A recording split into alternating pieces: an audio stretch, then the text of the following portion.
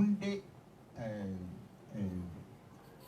waanjoo gabrummaa nafxanyaan ijaarrate sana inni waan irratti hundaa'e jalaatii sochoose irraa jalaa soqe irraa kaase haa ta'u malee olaantummaa gartuun tokko kan inni itti argatu hundee isaa duwwaatu hin ta'ini wiirtuus qaba. Hundee isaa duwwaa miti fiixees qaba. Fiixee gaafa jedhu immoo mana gaafa ijaaranii wiirtuun isaa sun isatu walitti qabeetii irratti qabee taa'amini qadaada isaa. Lafa wiirtuu sanatti kan dhaqee hidhee jiru sana jira kan qabee jiru. Hundeen isaa jalaa socho'u malee wiirtuun isaa jalaan irraan baane ture. Inni immoo maalidha? Inni immoo aadaadha ture. Aadaa Oromoo balleessuudhaan, Oromummaa irraa balleessuudhaan, Oromoon afaan tokko akka hin dubbanne gochuudhaan, Oromoo balleessuun suudhaafiti aadaan sun tamsa'aa ture biyya sana keessatti jechuudha gaafa duraanii sana. Reediyoon, barumsi, gaazexaan waanumti halli afaan tokkoon gaafa jedhamu sana afaan tokko sun afaan sana jabeessuudhaaf miti. Afaan isa nuyi qabnu sana balleessuudhaaf ture. Afaan isa qabnu sanallee akka hin dubbanne gochuu duwwaatu hin ta'in harargeedha qottuudha. Shawaan afaanuun beeku. Booranni immoo boorana maaltu Oromoo godhe. Walloon silaan beekamu. Oromoon akka hin jirre godhan akka hin jirre afaan adda addaatiin walitti dubbachuu yeroo hundumaa waan hin dubbadhu tokkotu jira waa'ee kanarratti afaanuma tokko dubbachuu bara inni itti dadhabe ture nan jedhu. Bara 1962 keessa Alii Birraa sirba sirbuu gaafa jalqabu Jimma deeme. Jimma deemeeti sirba tokko sirbe. Si jaallee jaalalateeuma jaalalitee deema dawaa komme armaa deema damaa komme armaa gaafa inni jedhu Jimma kun afaan maaliiti jedhe. Afaan maaliiti hamma afaan wal dhaallutti taanee turre jechuudha. Inni immoo bara 1991 warraaqsa lammataa sanarratti wiirtuu sana isa bade sana isa Oromoo gargar baase sanatu irraatii kufe. Lammaffaa. Inni sadaffaa bara 2014 isa ta'edha. Bara sana immoo Oromoo walitti hidhuutu fide. Isa dura Oromoon hin turre. Oromoon akka uummata tokkotti wal ilaalee wal fudhatee walitti baqee hin jiraatu ture. Warraaqsa sana booddee Oromoon akka Oromootti deebi'ee kan inni dhalate. Baha, lixa, kaaba, kibbatuun jedhin Oromoon saba tokko ta'uusa lallabuu miti. Oromoon saba tokko jedhanii lallabuu miti, itti himuu miti. Ummatichi barachuunsaa, ummatichi fudhachuunsaa, Oromoon tokko ta'uunsaa akka haaraatti bara sana keessa dhalate. Kanaaf sirna sana diiguu barbaachisa jechuudha. Sirna sana diiguudhaaf warraaqsa sadii fudhate. Wareegama hedduutu itti kaffalame. Sana boodatti waan guddaa arganne jechuudha. Akka addunyaattis afaan Ingiliziitiin social movement jedhanii yookiin sochii hawaasummaa yookiin sochii sobaa jechuu dandeenya. Sochiin sabaa eenyu akka gaggeessu utuu hin beekamin mootummaan utuu hin beekin jechuudha. Kan hoogganu hin qabu jechuu miti. Kan hoogganu hin qaba. Mootummaan garuu qabachuudhaaf akka hin dandeenyetti. Tikki biyya sanaa akka arguu hin dandeenyetti ijaarame. Gaafa as dhufne illee social movement and social media jenneeti dubbanne. Miidiyaa sanaa fi miidiyaa hawaasummaa utuu hin ta'in digital media kan jedhu walitti qabee warraaqsi milkaa'e hin jiru. Amma Egypt iddoo duritti deebi'eera. Isaa gadiyyuu Tunisiyaa irraa kan hafe kan milkaa'e hin jiru. Kan Oromoo silaa milkaa'ee ture. Sabni cunqurfamu addunyaarra kan jiru. Sabni cunqurfamu akkamitti akka inni waanjoo gabrummaa ofirraa kaasee kuffifatee injifannoo argachuudhaaf danda'u silaa fakkii ta'ee ture jechuudhaaf hin jedhe kan Oromoo. Akka kan Oromoo duwwaatutti addunyaadhuma irratti illee fakkeenya guddaadha ta'ee ture gaafa kan arganne. Amma biyya Ameerikaanii fa'aa Black Lives Matter kan jedhan jira miti. Akka sanatti ijaarame manni. Hoogganaansa abaluun jedhamu. Hoogganaan Black Lives abaluun jedhamu. Yookiis miituu kan jedhan. Sochiidha. Sochii uummataati garuu bu'aa qaba. bu'aa gurguddaadha fida. Biyya akka Itoophiyaa lafa abbaan irree jirutti immoo wanti kun kan inni barbaachisuu fi yeroo fincila sanas kan inni tolee fi abalutu hoggana yoo jettanii abbaa hogganu sana yoo irraa qabdan fincila sana balleessuudhaaf dandeessu jechuudha. Fincilli sun garuu abbaan iddoo tokko hin jiru ture. Warri coordinatorsiin qeerroo sun lafuma haalli jiru. Yoo Amboo irraa qabate Gudar jira. Yoo Gudar irraa qabate Tokkeen jira. Yoo Tokkee irraa qabate Naqamtee jira. Hundi isaan kanarraati warra hoggan warra coordinatorsiin yoo qabatanii tokko yoo qabanii sochii sana dhaamsuudhaaf hin danda'an turan jechuudha.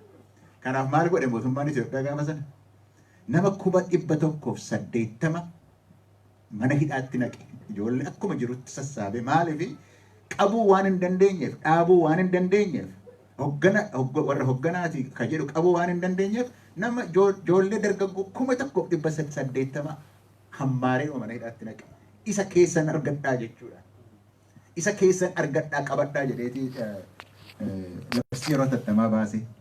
Kanaaf waan fincilli sun fide bu'aan inni sun fide bu'aa seena qabeessa ture. Oromoodhaafis addunyaadhaafis sirna diiguu sana mancaasee balleessuu irratti bu'aa guddaadha ture. Garuu amma hin bittinnaa'e. Amma hin bittinnaa'e maaliif waan hin yaadamnetu ta'e. Waan hin yaadamnetu ta'e. Silaa diina alagaadha argannaa.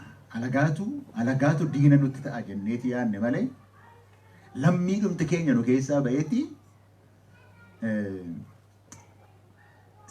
silaati lammii si keessaa ba'e doofaadha waa hin beeku wal'aalaadha jechuu ni dandeessa. Wal'aalaadhaan dogoggore jechuu dandeessa. Gaafa lammiin si keessaa ba'e garuu diina sitti ta'u hojii diinaa sirratti hojjetu hin ganamte jechuudha. Oromooni uummanni Oromoo hin ganame. Kanuma keessaa ba'etu dhaqee gane. Nama tokko duwwaa haasa'aa jira miti nama yeroo akka jedhu. Hin gane gaafa hin jedhu nama tokko duwwaa miti. Nama baay'eetu gane. Nama baay'ee. Aktiivistiin illee baay'eetu nu gane. Hin gane. Waan ka'eef sana kan gane baay'eetu jira. Tokko kana. Sababii kanaatiif faffaca'uun jalqabe. Hayyootnis dogoggora godhaniiru. Beektotni, hayyoonni, hoggantoonnis kufaatii hoggansaa leadership failure kufaatii hoggansaatu ta'e. Dogoggora yeroo hundaanuu goonutu jira. Isatu nutti deebi'e. Qabsoon sadarkaa haaraarra yeroo gahu sadarkaa tokkorraa sadarkaa tokkotti yeroo darbu akkuma nama jedhe waan seena qabeessadha kun. Sadarkaa tokkorraa sadarkaa tokkotti yeroo darbu xiinxala hin goone eessa jirra eessa geenye amma diinni eenyu amma qabsoon haala maaliin deema kan jedhu hin haasofne akkuma jirutti itti deema.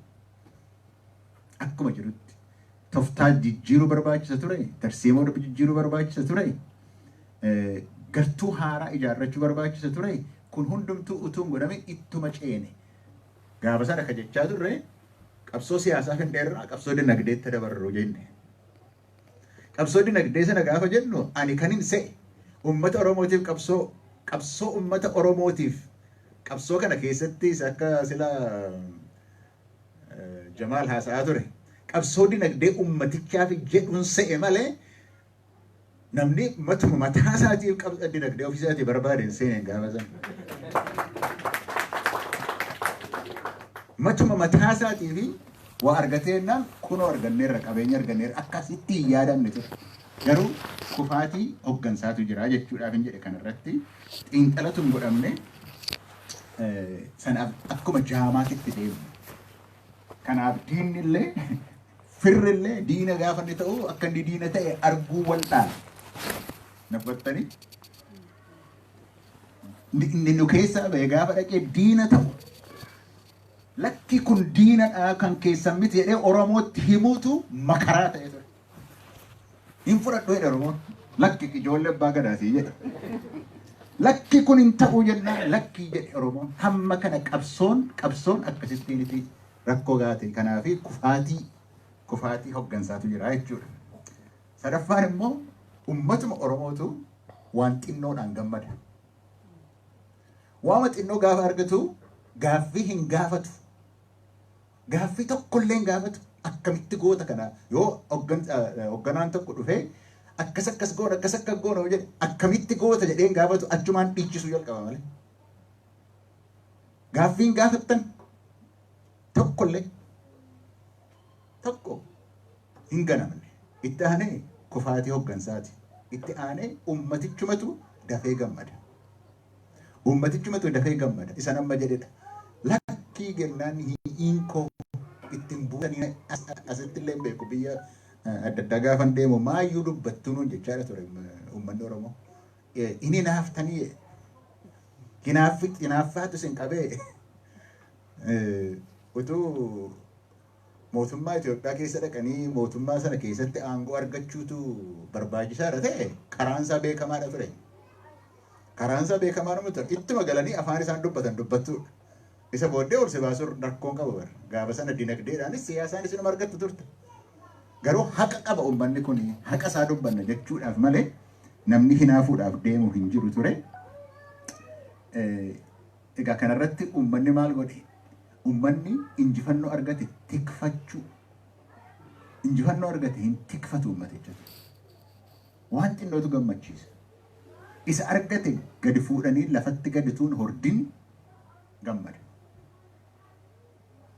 Amma asii bahee gaafa biyyatti bara sana abaluu hin galee simannaa godhame, asitti simannaa godhame, achitti simannaa godhame, fardatu kenname, bagaabiitu kenname, bullukkootu kenname, maal godhe jennaan ummataatiif qabsaa'uun waan irratti badhaasatti namaa kennan miti. Waan itti lubbuu kennani malee akka ijoolleen sila jedhan. Waan itti lubbuu kennani malee ati waan waa irraa argattu miti, waan badhaasa argattu miti. Akkas ta'e gadhuu badhaasa walii kennuutti galagale uummanni keenya gaafa sana. Isa argamte injifannoo san lafaan utuu hin gahatiin. Lafaan hin gahanne uummannis karaa sana gara. Inni arfaffaan sababiin arfaffaan maaliif bitinna isa jedhu keessa sababii arfaffaan kanani jedhu. Wanti sochii uummataa ture. Nan sobe hoggansa abaluu takka gochisiisan miti. Sochii uummataa ture. Jaarsan jenne, jaartiin jenne, xinnaan jenne, guddaan jenne, waldhaalaa hin jenne, beekaa hin jenne uummatatu socho'e.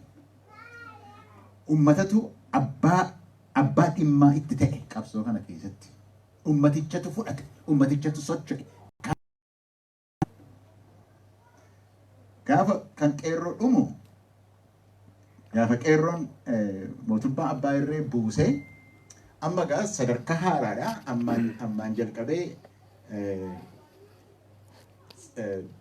qabsoo siyaasaati kan godhamu kan jedhu irratti waliigalteen yeroo jiraatu dhaabbilee siyaasaatu biyyatti galee jechuudha. Aktiivistootatu biyyatti galee jechuudha. Warri kana gaggeessaa turan biyyatti galan. Amma maal taate dubbiin sochii uummataa ta'uu dhiistee hojii poolitikaa taate. Sochii uummataa ta'uu dhiistee hojii poolitikaa taate. Akkas jechuun uummatichatu ofiisaa socho'ee hiree isaa ofii murteeffachuudhaaf adeematu hin ta'in hoggantootatu hojii poolitikaa hojjeteeti itti murteessa waan uummata sanaatiif ta'u jechuudha. Akkas ta'e. Kanaaf bittinnaa'e. Amma sin baay'istaayinaa hin jedhinaa isiniifan hima akkas ta'e. Amma akka ani argaa jirutti bittinnaa'ee jira gaafan isiniin jedhu walamma keessuma baaseen isiniif himan. Keessaan kan lolanii Lammaa Magarsaa fa'ii jedhan. Keessaa lolan. Dhuguma Lammaa Magarsaa waan gaarii, waan gurguddaa hojjete. Waanuma garaa uummata Oromoo keessa jiru dubbate. Dhuguma ofiisaa iyyuu jedheera. Dhaaba Oromoon xireeffatu jedhe isatu jedhanatu jedhe miti.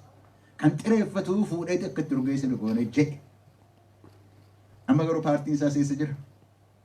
Paartiin isaa jalaa hatamee paartiin isaa jalaa hatamee jalaa yeroo badu maal gochuu danda'anis paartiin hin jiru. Maal gochuu danda'a kophaasa akka nama tokkotti. Silaatii keessaa kan dhufe sanatu ceesisa. Dhimma uummataa qabu, haqa uummataa qabu hin ceesisu kan jedhame ceesisuu ceesisaa jiru. Gara isaaniitti ceesisuudhaaf yaalan sanatu nuuf hin taane malee. Inni kophaasaa jira.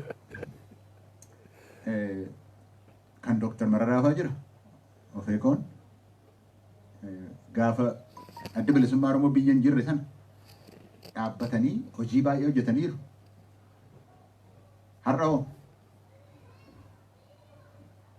Har'oo taa'aniitis isaanis maal jedhu akka afaan Ingiliziitiin dhaga'uu danda'u isaanis. Har'a garuu taa'aniiti warra mootummaatii wajjin mari'ataniiti barcuma walii hiru. Akkasitti moonaa jedhanii barcuma walii hiru. Maal ture qabsoon Oromoo? Uummanni sun hiree isaa ofiin akka inni murteeffatu ture miti malee hoggansi akka murteessuuf ture.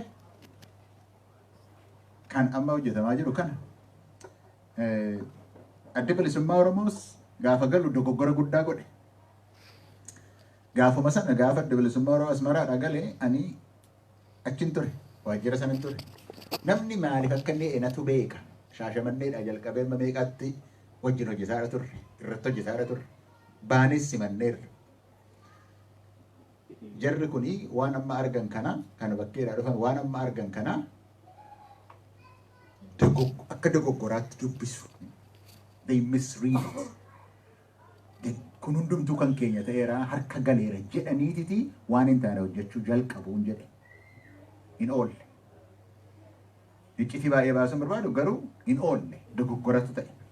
Lammata dogoggorri sun gaafa hojjetamu immoo mootummaa adda bilisummaa Oromoo sana balleessuudhaaf jalqabee karoorfatee jiru sanaaf karaa baneef. Amma mootummaan yoo barbaade daggalatti abidda kaa'ee adda bilisummaa Oromootitti kaa'ee jedha. Yoo barbaade warra Gumuz karaarratti ajjeesee warra adda bilisummaa Oromoo ajjeesee jedha. Waanuma barbaade jedhee yookiis adda bilisummaa Oromoo yoo dhibe immoo TPLFitu balleesseedha. Akka kana gochuudhaafi waan tokko gaaffiin qabu waanuma barbaade godhee amma kabbadaatti baatan ture. Anfilloo gajjallaadhaati daggalatti abidda kaa'an. Achi keessaati nama baasnaa jedhanii daggala biyyaa irratti abiddatti kaa'an. Eenyutu godhe? Adda bilisummaa Oromootu godhe. Yoo mooxaadhaati masjiidni 4 gubatee namni itti marsee sirbee nama sana hundumaa TPLF fidee siin jedhu. Nama ergee gubsiisuu danda'a. Nama 1000 fidee sirbisiisee. So kana keessa gale adda bilisummaa Oromoo si dogoggora ta'e dogoggoruu sun hiree jara sanaatiif kenne kanaaf hin hiraarfame. Xalayaa beekamtii sana illee argachuudhaaf waggaa tokkoof walakkaa irratti fudhate. Kanaaf warri kaan immoo warri dhaabbileen siyaasaa Oromoo immoo ittiin siiqnu adda bilisummaa Oromootti ittiin siiqnu ittuun buunu maaliif inni waraana jaallata waraana baasaa jira kanaaf ittiin siiqnu kophaatti bahee taa'ee jechuudha.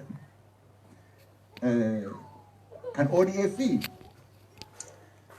ODF silumaayyoo lafaan kaane garuu asumaa fuudhanii dhaqaniiti OPDO irratti darbataniiti taa'ani. Yoo hin baay'is tanaan hin jedhina kanuman arge waanuman argeen isinitti himaa jiraan.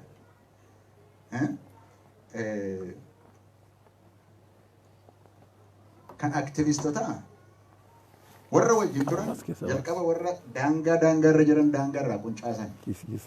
Daangaa irraa quncaasaniti mana kennanii fi hojii kennanii fi maallaqa kennanii fi waan aktiivistoota biyya alaa keessaatii hojii tokko hojjetanii hin bulletu amma biyya keessaatiiti amma kaarii maala jedhamaniiti iddoos maalis waan hundumaa qabatanii jiru quncaasan.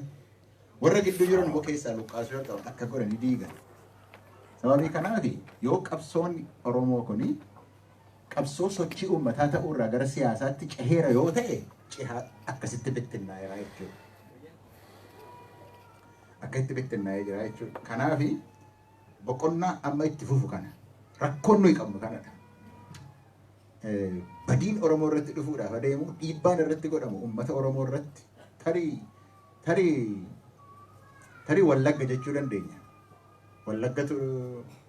Wallaggatu ajandaa mataasaa qabaa jedhuun akkas jedhaniiru dhageenyi sun maali Wallagga ajandaa mataasaa qabaa jedha. Oromoo irraati adda bahee qofaatti irraan anamma beekutti Wallagga kan jedhe OPDO'n barbaannu adda bilisummaa Oromoo har'a dadhabe jennee hin gatnuudha. Kanumaaf Boorannis waan wal beekaniif kanuma kan jedhan kanumaatiif dhuma. Kanumaaf dhuma. Kara biraa waan godhan hin qaban. Garuu akkas godhaniititi gargar baasuudhaafti deemaadha turan jechuudha. Boqonnaa itti aanutti qabsoo haaraatti deemaa jirra. Garuu isa dhagaannan jechuu barbaadus. Dogoggorri nuyi goone hin mari'anne, hin xiinxalle haala jiru. Sana balleessine. Kanaafititi bittinnoof. Siyaasa keenya naasa'a. Kan siyaasa keenyaati kan hin haasa'aa jiru. Isa gara fuulduraatti garuu xiinxaluudha qabnaa jechuudha. Xiinxaluudhaa fi gaaffii sadii gaafatu nurra jira. Qabsoon itti aanu maali? Maal fakkaata? Maaliif gochaadha jedheemna? Lammata diinni hoo eenyu? Sadaffaan gartuun keenya hoo kan nu wajjin dhaabbatu eenyu kan jedhudha. Gaaffii kana sadan gaafanne deebii baafne isarratti tarsiimoos baafannaa isarratti toftaas baafannaa jechuudha gaaffii kana gaafanne. Amma qabsoon maali jennee yoo gaafanne qabsoon keenya waa'ee maalii akka ta'e qulqullaa'ee himamee hin beeku. Abbaa biyyummaa jenneerra. Abbaan biyyummaa suni waan gaariidha. Abbaa biyyummaa sana hiikuun garuu hiikanii yeroo hundumaa namatti himuun keessa deddeebi'anii himuun hin irraanfatamu. Abbaan biyyummaa sun maal akka ta'e. Qabsoon Oromoo abbaa biyyummaa jennu malee gaafa ganamtee jalqabde Oromoon hiree isaa ofiin murteeffachuu qabaadha. Kun qabsoo bara akka faranjiitti 74-91tti deeme sanaan sababii kanaatii fi heera biyya Itoophiyaa keessa illee gareera. Hiree ofii murteeffachuun gaaffii seera qabeessa malee gaaffii irraatii baqatan mitiim silaa. Silaatiiti it's constitutional gaaffii seera qabeessa. Garuu amma namni keenya iyyuu warrumti siyaasa irra jiran iyyuu gaaffiidhuma seera qabeessa sana qabsoo Oromootiin heera Itoophiyaa keessatti isa gale sana hiree keenya murteeffachuun nurra jira jedhee kan dubbatu xiqqoodha. Maaliif beektu? Yoo akka jennee dubbanne nafxanyaatu rifataa. Isaanin rifachiisuu irra isa kan keenya haqa keenya dhoksuutu irra wayyaadha. Akkasitti deemaadha jira. Akkasitti kan inni deemaa jiru. Kanaaf isaanin rifachiisuu barbaachisu miti haqa keenya himachuutu nurra jira. Hiree keenya ofiin murteeffachuutu nurra jira. Akka Oromootti, akka sabaatti, akka saba tokkootti. Kun keessa deddeebinee gochuun nurra jira. Maaliifan kan isiniin jedha beektu? Kan Sidaamaa yaadattuuti. Gaafa sagalee kennatan hiree isaanii ofiin murteeffachuuf sagalee gaafa kennatan dhibbeentaa 99 argatan. 98.6 jedhamti 99 argatan. Nuyi kan arganne hin beeknu. Oromoon kan argatee hin beeku. Daangaan sararameera. Mootummaan naannoo Oromiyaa kan jedhu jira. Kan gananuu godhe garuu hoggantoota malee uummanni sagalee itti kennatee kana mirkaneeffatee hin beeku. Amma jalqabnee garuu kana gaafachuu danda'u sanarra jira. Hiree keenya murteeffachuun nurra jira. Yoo namatu nuu kenne ta'e abbaan nuu kenne sun nurraa fudhatuu danda'a. Yoo nutu ofii kenne ta'e namni nurraa fudhatu hin jiru. Amma kan isinitti kan itti deemaa jiranii Finfinnee sirraa fudhannaa. Oromiyaas iddoo meeqatti diignaa. Heera sanas kan jiru hin balleessinaa. Sirna federaalaa sanas hin balleessinaa. Kanatti ija jabinaan itti deemaa jiru kanatti. Ija jabinaan kan nama qaanessu sana. Waan hafeera waan jedhame sanatu gadi ba'ee jira. Kanaaf kana godhachuutu nurra jira. Hiree ofii murteeffachuun suni lafa gadi qabachiisuun nani jedhe gaaffii kana kaafachuutu nurra jira. Oromoon sagalee itti kennuu danda'utu nurra jira. Maaliif? Mirga seera qabeessa. Mirga heerri addunyaa eeyyamudha. Kana gaafachuudhumatu nurra jira. Akkuma sana sagaleen Oromoo yoo himatee Oromoon lafa gadi qaate kan nurraa fudhatuu danda'u hin jiru. Hamma kan biraatu nurkatti hojjete garuu taanaan hamma dhaabalootu wayyaaneedhaaf maalootu sinii kenne hamma isaan nuun jechaa turanitti garuu yeroo barbaadanitti dhufanii nurraati fudhatuudhaaf danda'u jechuudha. Kun sadarkaa haaraa irratti gaaffiin kun akka haaraatti dhalachuutu irra jiraan jedheetiin yaadan. Diinni hoo? Diinni eenyu? Har'as TPLFidha. Moo ittiin nu goomsuudhaaf ammas TPLF kana nu hin moonee lafaan geenyee ganda isaaniitti hin galchine? Ammas waanuma moonee injifannoo uummanni Oromoo argate sanatti akka hin arganne gochuudhaaf akkuma hin argatin injifannoo irratti akka hin argatinitti akkasitti dhagan isaan dubbachuu barbaadan. Maaliif diina gara biraa qabdaa jechuudha. Miti garuu diinni har'aa. Diinni har'aa nafxanyaadhuma kaleessaatu akka haaraatti dhufeeti jedhama. Kan Finfinneen bararaadha. Bararaan kan keenyadha. Kan biyya Atsee Daawwitidha. Gamoo Goofaan iyyuu achiiti bataskaana tokko qabna kan keenyadha. Wallagga maaliiti daamotadha. Inni hundumtuu kan keenya lafa warra gafaatidha. Akkasittidha kan isaan dubbataa jiran. Dur nafxanyaan maal godhe? Hin koloneeffate miti. Ammas lafuma keenya yoo nurraa fudhatan maal nu godhan jechuudha. Ammas nu koloneeffatuudhaaf adeemaadha jiru jechuudha. Diinni Oromoo kan amma jiru isuma kaleessa ture sanatu bifa haaraadhaan dhufee jira. Kan biraa miti. Kanarratti gowwumuun nurra hin jiru. Diina keenya akkasitti baruun nurra jira. Gartuun keenya hoo maaliifi kophaa keenyas miti kan jirru kanarratti. Gartuu keenya irratti sabaaf sablammoonni Itoophiyaa qimaantirraa jalqabdanii kana naa ilaala wayiifan jedha. Qimaantirraa jalqabdanii gumuzirra baatanii gambeelarra baatanii kafaarra baatanii gaammoodhaan baatanii koonsoodhaan baatanii sidaamaan baatanii Somaaleen baatanii Affaariin baatanii Tigraayin dabalatanii achiitii immoo karaa Walloo deebitanii karaa Agaw deebitanii qimaantumatti yoo baaftan kun biyya xinnoo miti. Kun hundumtuu nu wajjin jira. Kun hundumtuu hiree isaa ofiin murteeffachuudha barbaada. Sababii kanaatiif qabsoo Saharaa kana keessatti gartuu kana hundi wajjin hariiroo qabnu hundumaa cimsachuutu nurra jira jechuudha. Maaliifi tokkummaa ejjennoon keenya tokkodha. Yaadni keenya yaada walooti warra kanaati wajjin. Kuni isa ammaatiifis gaariidha. Boris immoo ani waan jara kana beekuuf isinitti himaa jira. Warra hiree kana gaafatu eenyu kanarraa warra Oromoo caalaayyuu waa'ee eenyummaa isaaniitiif waa'ee naannoo ta'uu irratti kan irratti lolaa jiran. 12 rabbii jedhaati. 12 gaafatee jira naannoo kibba jedhu sana keessaati 12tu gaafatee jira. Sidaamaan sagalee kennate mootummaa garuu hin arganne.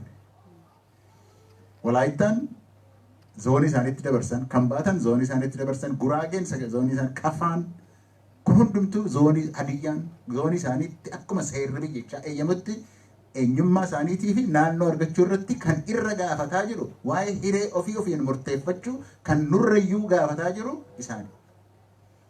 Isaan kana wajjin warra kana gaafataa jiru.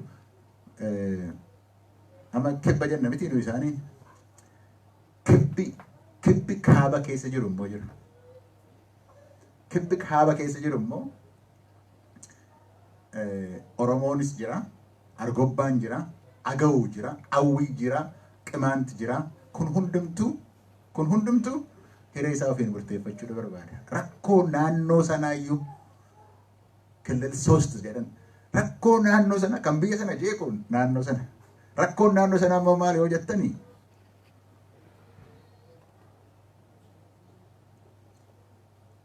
Warra naannoo sana keessa jiru hundumtuu kan isaanii si'aniitti galan. Achi jennaan Agawuunis nama 100 akka miliyoonii 8 ta'u Agawuun si'ana. Qimaantiin akka miliyoonii 3 ta'u. Oromoon miliyoonii 4 ta'a naannoo sana keessa jechuudha. Yoo jarri kun durraa deemanii nu jiraachuun mayyuu hin dandeenyu waan jedhuufi gamanaa gamasiin hammuma jiru hanqooqaadha jiru jechuudha. Kanadha kan isaanitti jedhan kuni diina hundumaa waan ta'eef jechuun maappii haaraa asirratti isinii agarsiise dubbadhe isaanii wajjin kan inni ta'uu qabu jechuudha. Kana akka jedhee tanan xumura.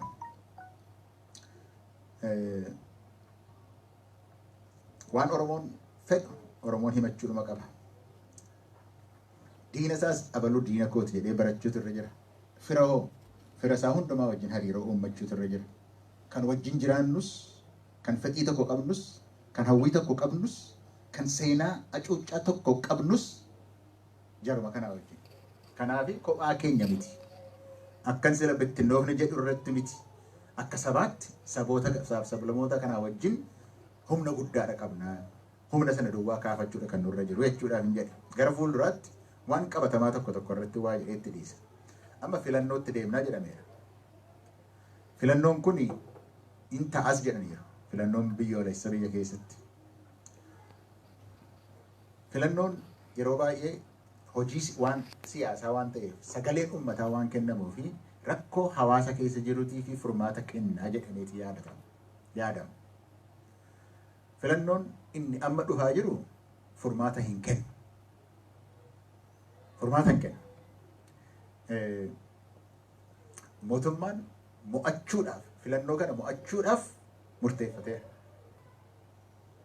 Sababii kanaatii fi hawaasuma Oromoo keessattuu dhaabbilee siyaasaa Oromooti wajjinuu isa kaan doorsisaa, isa kaan ari'ataa, isa kaan mana hidhaatti naqaa, isa kaan maallaqaan bitataa akkasittiin itti mo'uudhaaf adeemaa jira mootummaan. Yoo kun ta'uu baatee mootummaan kun mo'ame, mootummaan kun yoo mo'ame warri amma isa deeggaran, warri mootummaa kana deeggaran garaadhuma baafatanii warra akka OPDO durii miti isaan waan itti amanan hojjetaa jiru miti waan qoonqoodhaaf ta'u malee. Isaan utuu hin ta'in kan waan itti amanan barbaadan isaantu rakkoo kaasa. Isaantu rakkoo kaasa. Yoo mo'ate dhiifama. Yoo mo'ame rakkoodha kaasu. Maaliif nan mo'ame hin jedhan. Akkuma gaafa 2005 san mo'amee Mallas Zeenaawiin lola kaaseetti deebisee fudhatamanii akkasuma gochuudhaaf deemu malee mo'amuu isaanii fudhachuudhaaf hin deeman mootummaan kun. Hin fudhatan. Karaa kamiyyuu akka isaan mo'amanan hin beeku. Maaliif yoonaan jettanii kanaan duras bara Hawwaat kan isaan mo'aa turan korojoo hatan jedhu miti. Korojoo hatuun kun waan salphaan turre. Korojoo hatuun kun ijaarsa barbaada.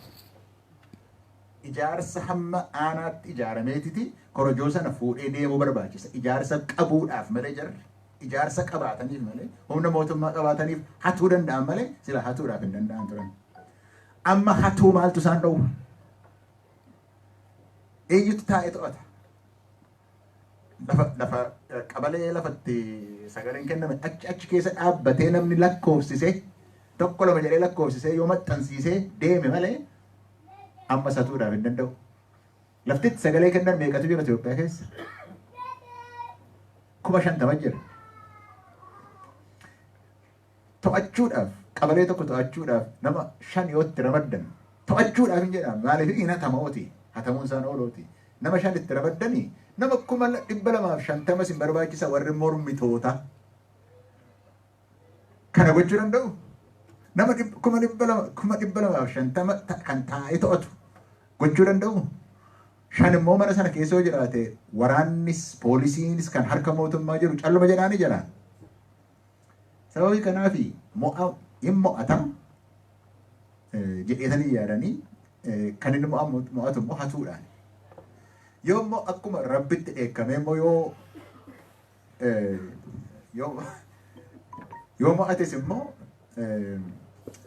waggaa 5 kalaas waa'ee itti dhiisaa waa'ee hiree ofiin murteeffachuu isa jedhan sana.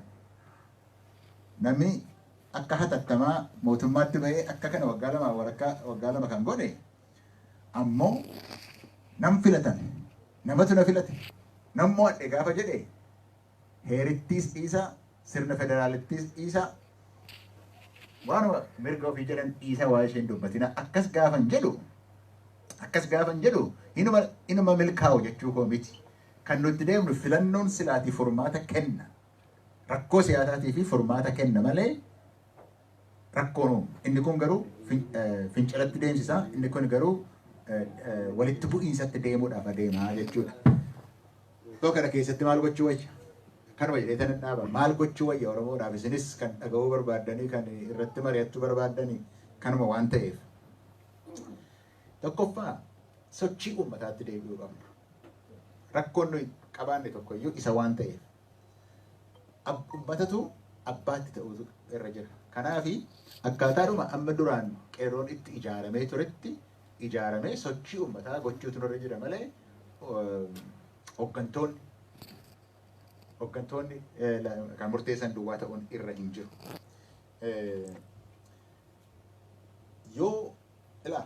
mo'anuu baatanis garuma konfliktitti deemnaan jedhe miti. Mo'anis mo'amuu baatanis garuma sanatti deemna miti. Kanaaf walitti bu'iinsiin oolu yoo jenne kan Oromoo akka uummataattis warri siyaasaas kan isaan yaaduu irra jiran sila Jamaal illee haasa'aadha ture. Kan ilaaluun irra jiru akkamitti Oromiyaa oolfanna kan jedhu irraatii ka'uutu irra jira. Secure Oromiyaa jechuu wanti nuti goonu hundumtu tarsiimoonsa Oromiyaa secure gochuu ta'uu danda'u irra jira. Kun karaa dinagdee ta'uu danda'a, hiikatti laachuu dandeenya. Lafti nu irraa kaanu garuu Oromiyaa secure gochuu akka ta'u. Lammata akkuma sila jedhe nu duwwaa miti. Nu duwwaa miti. Sabaaf sablammoota Itoophiyaati. Nu caalaatti Wallaggatu tanaa jala bula miti command post jala bula miti. Gujiidhaaf Booraanis command post jala bula miti. Garuu kibbimmoo akkuma jirutti command post jala jira. Kan keenya Wallagga Gujiidhaa fi Boorana kan isaanii bakka hundaayyuu command post jala buqqa'aniiru. Duris seenaadhuma tokko qabna, ammas seenaadhuma tokkotti adeemaa jirra jechuudha jara kanaati wajjin. Isaa wajjin jabeessutu nurra jira. Dhimmi kun dhimma keenya duwwaatu hin ta'in dhimma uummata hundumaa akka ta'e hubanne isa jabeessutu nurra jira jechuudha. Yoo akkas ta'e tikfachuudhaaf dandeenya. Kanaaf isa ofii keenya sochii uummataa isa kan keenyaatti deebisne duwwaatu hin ta'in sochiin keenya kan sabaaf sablammoota biyya sana keessa jiranii wajjin walitti hidhatuudha qaba. Yoo filannoo kana keessattis iddoo qabanna jenne keessumaatiiti naannoo federaalaatti yoo hin qabanna jennee itti deemna ta'es federeeshin inni jedhamu kun jabaateetitti deemuutu irra jira. Isarratti wanti godhamaa jiru nagartu yoo waa'ee kanaa yoo namni kaase waa'ee isaan kaasinaa kan jedhamee odeeffamaa oolu baay'eetu jira. Ani kanatti fakkaata. Hireen kan Oromoo yoo biyya kana keessa Oromoon hin jiraata ta'e sabaaf sablammoota wajjin jiraata federeeshiniidhaan. Garuu warri waa'ee federeeshinii kana morman kan isaan yaadanii Oromoon yoo federeeshinii sana harkaa balleessine waanuma ameen jedhee waan gara biraa dhiisee isaanoo jalatti bulutti fakkaata. Yoo isa gochuudhaaf waanuma ajaa'ibaatu nutti dhufe federeeshiniidhaan wajjin bullaa, wajjin jiraannaa, wal dandeenyee bilisummaadhaan haqaan wajjin jiraanna jennaan innuu nuun ta'uu jedhan. Kunuu isiniin ta'u argii ta'e ammas hiree keenya hin murteeffanna kaanus. Hiree keenya hin murteeffanna. Isa immoo akkamiin murteeffanna yoo jenne lafan jalqabettan deebi'a. Amma immoo garri isaan itti nu geessaa jiran baruma Haayile Sillaaseetti. Mul'atuma Minilikii irra oolchuudhaaf akka mammistuutti. Kana miti kan isaan hojjechuu jiran maaltu ta'e gaafa sana? Gaafa Haayile Sillaaseen faana akkamitti qabsoofne? Ergi achitti nu deebistanii qabsooruma isa duriitti deebinaa jechuudha nus. Walii galle? Ergi bara Haayile Sillaaseetti deebistanii ergi federeeshinii isin harkaa fuudhuu diddanii hiree keenya murteeffannaa kan ittiin murteeffannu garuu sagaleedhaan miti amma. Amma isinii galee waan hin jedhu. Fayyaa.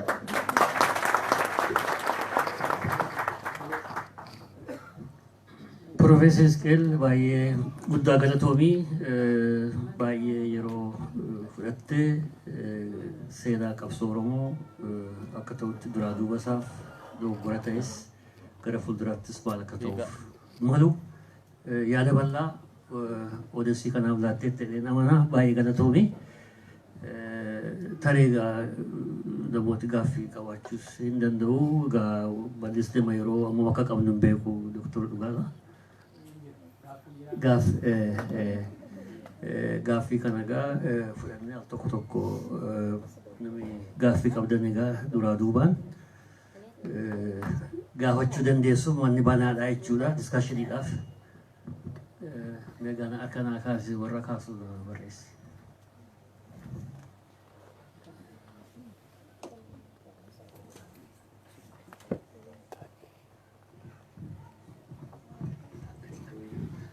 Maayikiraafoonii annannaan isaa Dooktar Sintaa.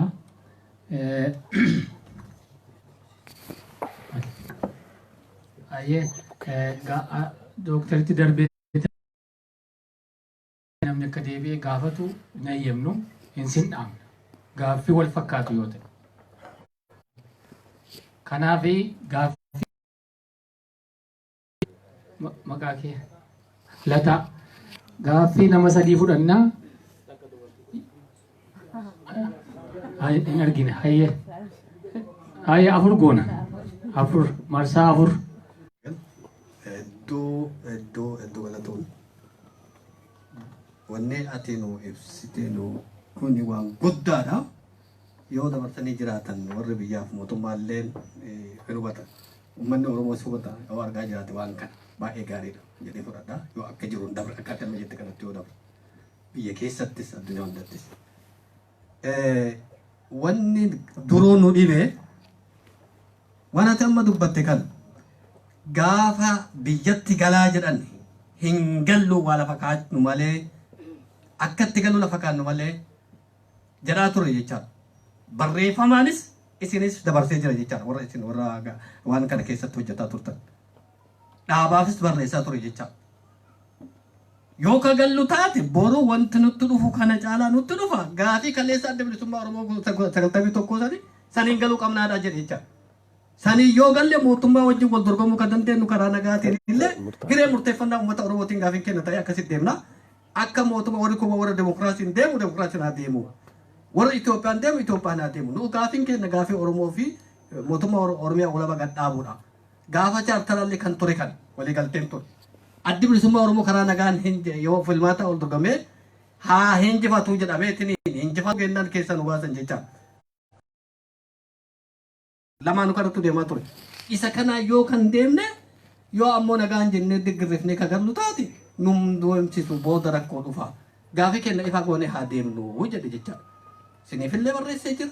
Dubbadheellee jira. Lafa haa kaannullee kana qofaa miti. Humnaayyuu karaa nagaatiin qawwee nu barbaachisu warra jedhaa ture jira. Itti si deebi'a. Maaliif qawwee nu barbaachisu maal amannee qawwee nu barbaachifne yoo qawwee lafa kaanne maali? Furii qawwee makeenna akkuma gaafa chaartaraa kennee gaafa barbaada rakkoon dhufu wal kaafannaa qophoofne galuu qabna jedhee ture. Nagaan deefiigee galee kun kama arginu kana jecha kan shiftaadha kan haala kanaatti nu mudate jecha. Kanaaf wanni amma aktikaafti dhugaadha. Dhaabilee siyaasaa kan amma dorgoma qabaachuu dhabu tasabaa sablammootaati gaafa galchine. Dimokiraasii sabaaf sablammoota sabdaalessaa gad dhaabna gaafa jedhe. Kuni maali kennaa gadi hin dhaabne kan maaf kan biraatti nu yaadachiisu. Akka amma ta'etti warra mormitoota walii hojjechuun yoo warra qawwee qabu waliin hojjechuu dandeenya jecha. Warra gaafii ofii gaafatu waliin hojjechuu dandeenya. Warra ammoo dimokiraasii barbaadu. Warra ammoo dimokiraasii Itoophiyaa ijaaruu barbaadu. Boodullee akkasii walii galle federeeshinii illee gaafa dhaabu Itoophiyaa dimokiraasii wasan dhaabna jecha. Zooni zeenitti gad deebina jecha zoonii fudhanna jecha akkuma addaa. Kennaa uummanni miliyoona 50 yookaan miliyoona 60 inamaayyuu garii maqaa yoo wallaalee miliyoona meeqa akka ta'e. Meeqa jedha gaafa san haadhaatu borullee zoonii maawwaam. Dubbiin ati jette dhugaadha ka ati kaafte dhugaadha maal ta'uu qaba amma. Fakkeenyaaf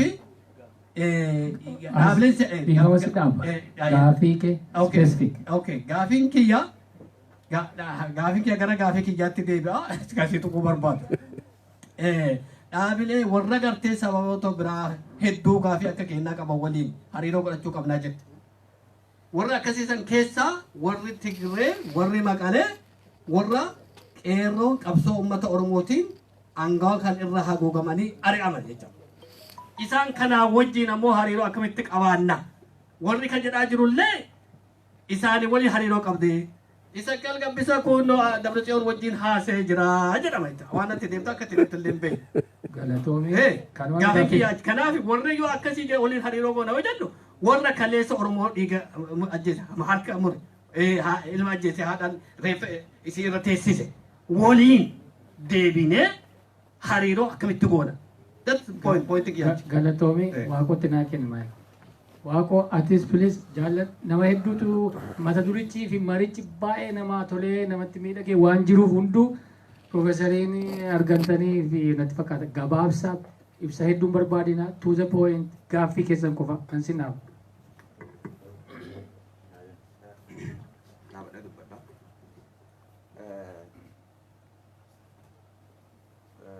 Prof.Hisqeel baga nagaan karaa dheeraa deemaa turte. Baga nagaan osoo deebitee wal agarsiisin jedha.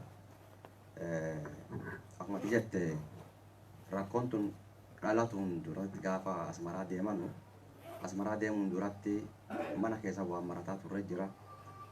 Ummata asmaraa deeman san asmaraa gaafa dhaqan achitti immoo akka godhuu qaban waan keessa maranne qanna wanni waan san maranne akka waa achi godhuu qaban san wanni akka isaan godhuu qaban akeekkachiisaa turree fi rakkoon amma galteen Oromiyaa galteen uummata keenya hadha galte tun akkasiin dhufaa jirtu waan keessa beenneef waan hubataa turreef akka wanni kun hin gallee fi itti iyyaa turre akkuma jette dogongorra sirriitti gama lamaaniinuu sirriitti dalaganii jiranii.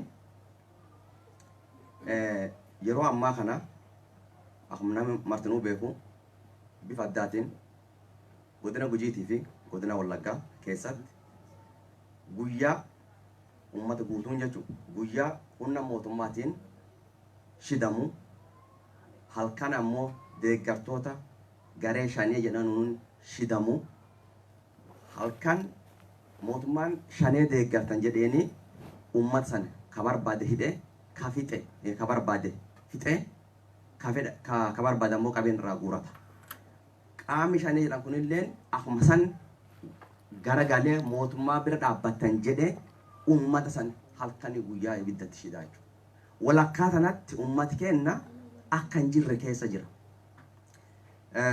Hundi keessanuu baga nagaan dhuftanii uummata san keessaa dhufe waan ta'eef guyyaa guyyaan saatii saatiitiin odeeffannoo isaanii qaba naguba keessa kiyya. Dubartii Oromoo dhiira nama 20 gudeedanii dhageettuu mata dhiiroo dubartiin nu dhalle obboleettii qannaa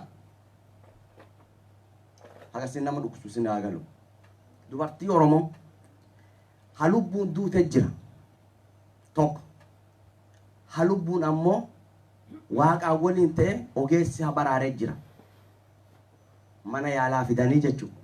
Akkatan gafa jalqaba jette san hulleen mootummaa miliffata ha mootummaalleen kaanin miliffata jechuudha.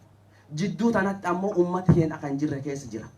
Rakkoontu akka galaa jirtu waan nuuf galteef watwaataa turre jalqaba. Karaa nagaatti akka isaan furatanuuf jechuudha. So gaafiin kiyya akkamitti kana jalaa bahuu danda'a ummati kun? Ummati kun akkamitti ibidda kana jalaa bahuu danda'a gaafii.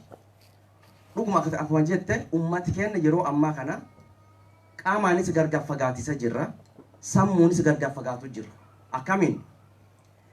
Gaafa ummati sun Wallaggaa fi Gujii keessatti daangaa malee halkaniif guyyaa shidamu ibiddaan humna garaagaraatiin deeggarsa gaafataa turre.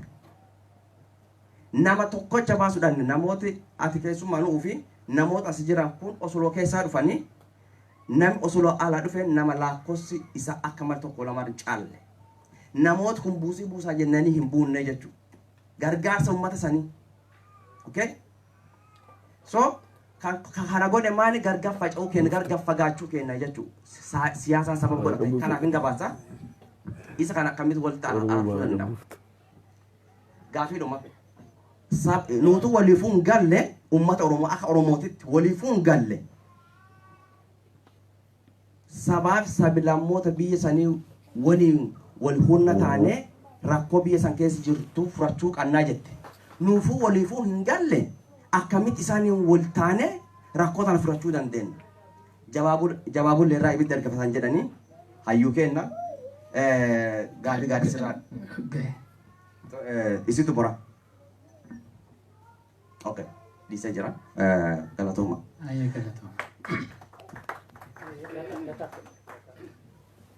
Gaaffii nam tokko 4-5 jaa'u gaafate hundan gahu waan ta'eef yoon isinitti illee boquu jabaadhee dhiifama.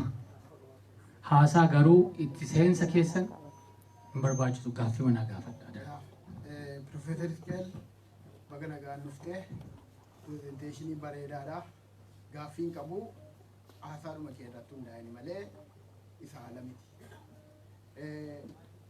Maal yoo goonu maal akka goonu isa jette irratti tokko sabaaf sablammii hiree ofii murteeffachuu akkuma keenya qaban injiinarii Oromoo waa'ee federaalizimii irratti fi naagaleera ifaadha. Garuu Oromiyaa sakkii gochuu isa irratti nu ibsite hedduu galatoom. Fayyaa ta'e akkas naa gabaabsa. Ayyee buleettii keenya. Ayyee baganagaan dhufte Profeesar hedduu gammadeera dhufuu keetii fi ani gaaffiin kiyya gaaffii amma waa'ee biyya keessa jiru irratti hundaa'een si gaafadha. Jalqaba kan isin jechuu barbaadu kan amma sagantaa amma deemnu irraa jalqabu waa'ee uummanni gareen shanii yookaan gareen warra Eertiraatii dhufanii kuni aadaa jarree biyyatti galan sana qilleensi ture simannaan uummanni irra ture sun qilleensa yeroo akka ta'e ni beektu turtani. Maaliif wal gorsuu irratti in xiyyeeffannee turte haasaa kee silate haasoftirraan gaaffii kana siifide. Sanaachi waa'ee amma filannoodhaa fi gareen ABO shaneetii fi gareen amma Jawaarfaa deemaa jiran kuni hagam wanti kun waan sirriidha. Hagam gaaraantiidha mootummicha biratti hagam fudhatama qaba. Kan hin jedhee fi yeroo adda addaa Isaayyaas Itoophiyaa dhufee ture. Gaaffii Isaayyaas ayyuu duree ABO shaneetiif dhiyeessaa ture jira. Isa dura garuu innaa koligaltummaan biyya tokko keessatti biyya tokko si fudhatu waan waliif waadaa seentuu qabda akka siyaasaatti akka Gimboo Sabaattis ta'ee Jaalle Daawudis ta'ee innaa Eertiraa jiraataa ture sana usi'anii jiraataan ture waa waliigaltee wayii jiraata jara gidduu mootummaa Eertiraati wajjin. Wanti kun amma waan amma biyya keessatti deemaa jiru Daawud irratti dhiibbaa inni fidaa jiru jira. Uummanni kiyya sadaqa'u kanarratti amma uummataaf ibsutuuf inni si gaafataa jira. Dhiibbaan sun uummata amma akkatti ka'ee filannoodhaaf deemaa jiru kana ammas deebisee duubatti nun deebisu dhiibbaa maal akka ta'e si galuuf siif ibsuu nan danda'a. Fakkeenyaaf kan maayyii kana dheengadda gaafa Isaayyaas dhufe gaaffii inni gaafatee jira Daawudiin. Dhiifamannaan maqaa waamee haasa'u xiqqoo guddina namaa xiqqeessuu miti akka aadumatti naa fudhadha. Waa'ee jaalmaarroo kana waraana Wallaga keessa jiru sana akka inni dhaabsisu gaafatee ni ture Daawudiin. Harka kiyyarra hin jiru dhaabsisuu hin danda'u kan jedhu deebiseef Daawud waa'ee jaalmaarroo irratti jechuudha. Uummanni kiyyaasitti wanti kun adda adda ta'uu isaallee baruu qaba. Maaliif Jaal Daawudii har'a dhiibbaa nabiyyarra jiru sun dhiibbaan Eertiraan akka Abiyyiif ajajamu godhaa jiru kun dhiibbaa guddaatu deemaa jira fuula keenya duratti. Dhiibbaatu irra jira Jaal Daawud irratti. Akka inni Abiyyiif ajajamu mootummaan Eertiraa puush godhaa ni jira. Daawudiin jechuudha. Wanta kana wanta ati beektu amman beektaa seera biyya tokkoo keessatti immoo seera biyya tokkoo keessatti mirga qaba. Eertiraa mootummaan Eertiraa namicha kana Daawudiin akka puush gochuu irratti mirga qaba. Wanti kun immoo nurratti immoo dhiibbaan fiduu filannoo fuula dura deemaa jiru kanarratti amma uummata Oromoo ammas deebisee duubatti deebisa. Kun gaaffii kiyya kan biraati. Waa'ee jaallee lammaa si gaafadha ammas deebisee jechuun mootummicha keessa jira. PPD malee mootummicha wajjin hojjetaa jira. Gaaffii kana galiin gaafadhuufillee sababan qaba. Warra amma filannoodhaa fi saba keenya saba Oromoo kana wagganna jedhanii fiigaa jirantu jira. Warra maallaqaan bitamaa jirantu jiru. Negosheeshinii jechuudha. Siyaasni tokko negosheesh gochuu qabdaa miiree gabarmantii amma biyya keessa jiru wajjin 50-50 bakka filannoo ati bakka itti filamtutti anis 50-50 qabxii fudhachuu jira. Wanti sun jira. warra jara kana keessa silaa kamaaliin arganne waa'ee filannoon arganne amma paartiin jiru paartuma lama ABO'dhaa fi OFC'dha. Jara kana keessa tokkomma jara kana keessa negotiation keessa jira. Negotiation godhaa jira jara kana keessa. Sun hamma miidhaan irratti fida. Mootummaa ta'uuf deemaa jiru moo jarri kun paarlaamaa keessatti mul'achuuf deemaa jiru.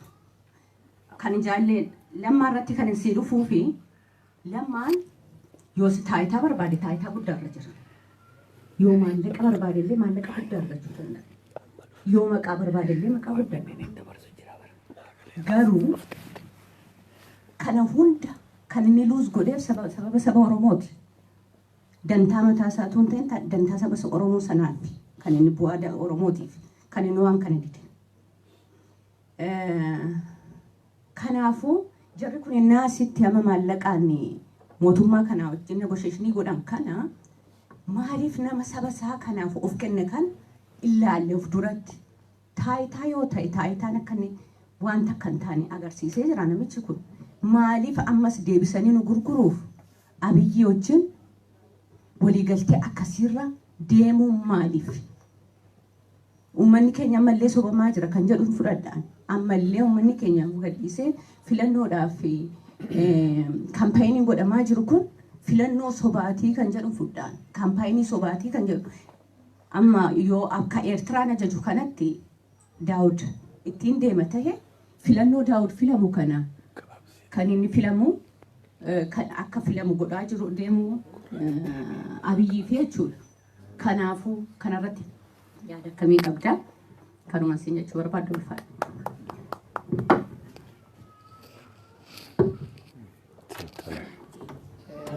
Baay'ata waan ta'eef gaaffii isuma ammaa kanaaf deebi'aa kennanii isaa booda immoo itti deebina. Ayyee galatooma. Hasan waan jedhe irratti silaa lafa ifa irratti waa lafa kaa'atutu nurra ture kallattii isaa murteeffannee itti deemuu nurra turedha. Dogoggorri wanti ta'e jira yeroo sana keessa. Garuu waliigaltee ABO'dhaan mootummaan Itoophiyaa hin qabanii jechuuf hin danda'ani waliigaltee qabna jedhanii rooti. Waliigaltee isaayyuu asmaraatti godhanii asmaraatti irratti waliigalanii maal gochuun akka jiru iyyuu irratti waliigalanii turanii garuu nagaa buus nagatti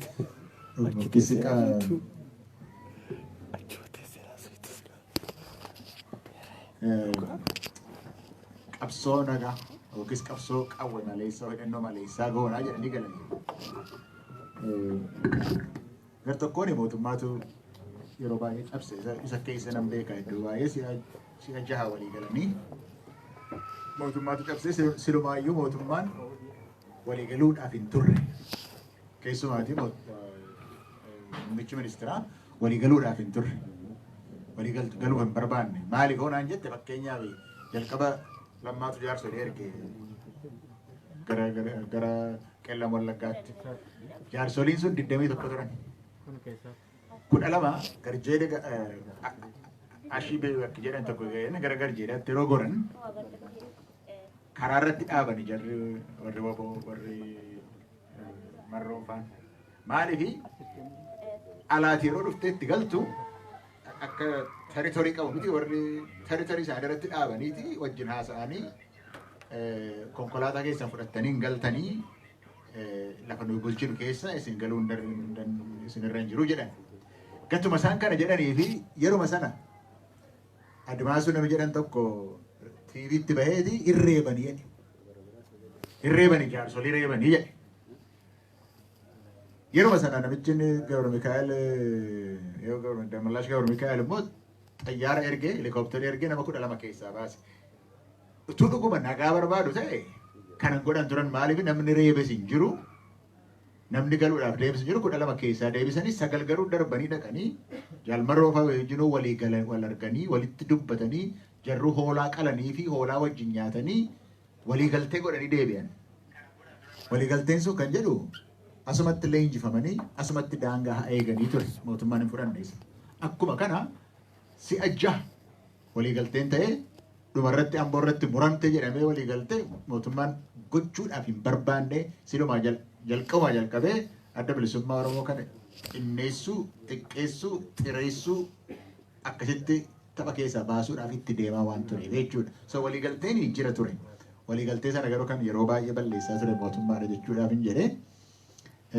Waa'ee dimokiraasii fi federalizimii kaaste gabaabumatti waan ani jedhu nuuf dimokiraasii hin sodaannu Oromoon. Yoo dimokiraasii jechuun namni tokko sagalee ta'uu kennata jechuu ta'e dimokiraasii waan sodaannu hin qabnu biyya sana keessatti. Federalizimiin kun immoo waan Oromoon gaafatu keessaatii minimamiidha. Isaa gaditti hin furan. Innis hin ta'u yoo jedhan immoo egaa ergi innumtuun ta'u jedhanii kanaaf nuuf minimamiidha inni waa'ee sabaaf sablammootaa irratti immoo waan yeroo baay'ee namni oduun kun eessaa maddiitii kan jedhuun kaasu. Waa'ee kanarratti waa'ee dubbadheeras keessa deddeebi'uun barbaadu. Sabaaf sablammoota jechuun Tigiree jechuu miti. Sabaaf sablammoota keessaati yeroo baay'ee yeroo dubbadhu ani yeroon dubbadhu kanan yaadadhu Sidaamaadha, Somaaleedha, Walaayittaadha, Hadiyyaadha. Warri kun sabaaf sablammoota. Garuu humna federaalistotaa kan jedhu keessatti warri Tigiree humna federaalistootaati.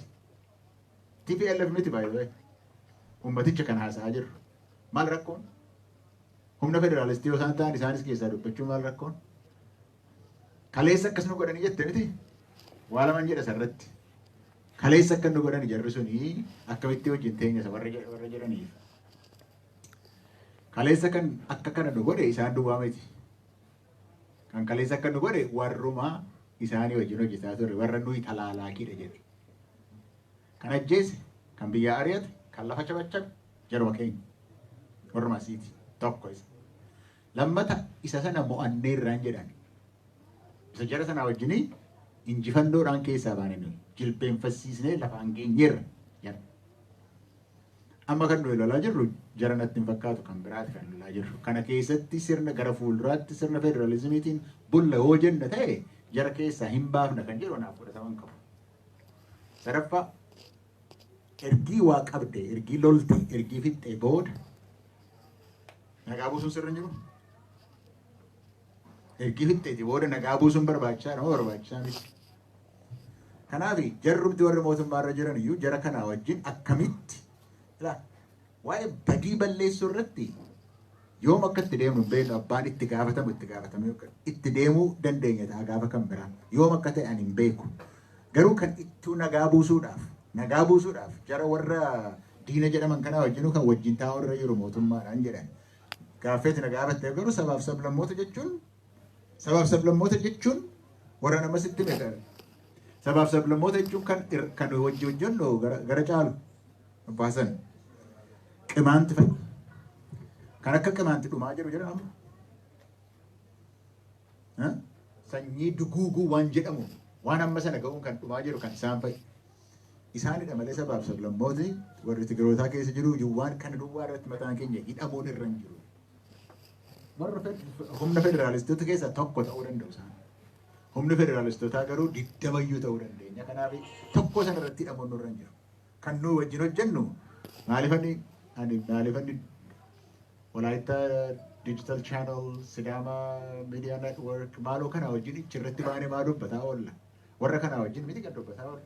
Humna federaalistootaa ijaarra yoo jenna ta'e kana dhaggeeffadhu minimamiidha nuuf federalizimii. Isaa gaditti hin fudhatu. Hin fudhattaati. Isa ijaaruudhaaf itti deemnu yoo ta'e kana yaaluun nurra jiraadha. Garuu waan lamadha kan hin kaase. Waa'ee Oromoo irratti waan lamadha kan hin lafa kaase.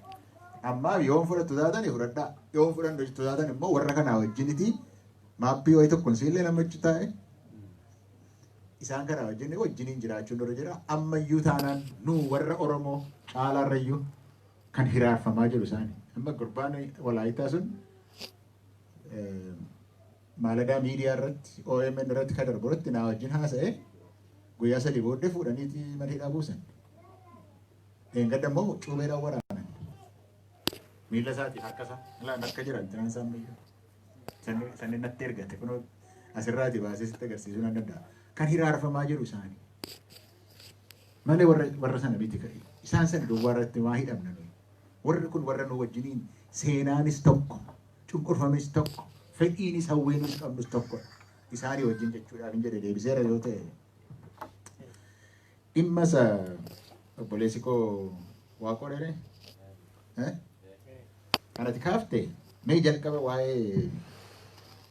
waa'ee shanee jedhu sana nus asitti akkasuma jennee haasofna jechuudha. Hamma ani beekutti yeroo adda bilisummaa Oromoo gargar ba'u maqaa tokko tokkoof itti kenname. Shanee gumii warra tureeni shanee jedhanii qaama ce'umsaa jedhanii jijjiirama keessaatii immoo adda addaan yeroo isaan bahanitti warra alaatu itti kenne malee jarri shan maqaan keenya kana jedhanii hin fudhanne. Amma yookaan immoo gaalaa'uu nuun jedhan nutti tola. Kanaaf waan jarri sun ofii laatin waan jarri sun ittiin ofii waamen akkasitti waamuun nurra hin jiru. Maaliif maqaa sirrii miti maqaan sun. Yoo dhibee addaan baafachuu barbaanne ABO maqaan Daawudiin hoogganamu utuu akkas jenneeti wayya malee waan tuffiidhaaf namni walii kenne ishee sana tutti dhimma bahuu baanneeti. Amma kan itti dhimma bahaa jiru warra OPDO fa'i kan. Waan ati Gujii Wallaggaa jedhanii.